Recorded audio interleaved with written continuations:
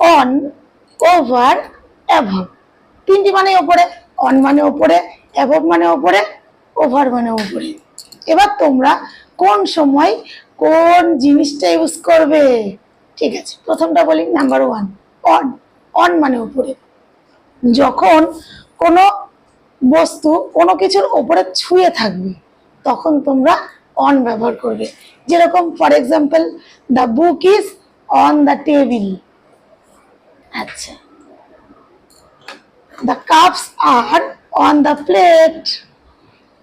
Number 2, এবার আমরা বলবো ওভার। ওভার যখন অল্প উঁচুতে কোনো জিনিস আমাদের মাথার উপর থাকবে বা কোনো জিনিসের উপর অন্য কোনো জিনিস থাকবে অল্প উপরে, কিছুটা উপরে। যেরকম ফর এক্সাম্পল তোমাদের বোঝাই, the fan is over our head. The fan is over my হেডও হতে পারে, আমার মাথার উপর ফ্যানটা রয়েছে কিছুটা উপরে, সেক্ষেত্রে আমরা ওভার বসাবো। এবার 3 নম্বর যাই, 3 নম্বর পয়েন্ট, অ্যাভব। অ্যাভব আমাদের মাথার অনেকটা উঁচুতে রয়েছে, অনেকটা।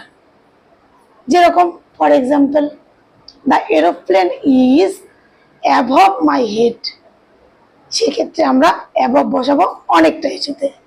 ভালো লাগলে অবশ্যই চ্যানেলটা সাবস্ক্রাইব করবে, আরো নতুন নতুন ভিডিও পেতে আর সুন্দর সুন্দর ভিডিও পেতে আমার ইউটিউব চ্যানেলটি সাবস্ক্রাইব করবে, যারা ইউটিউব থেকে আমার চ্যানেলটি দেখবে।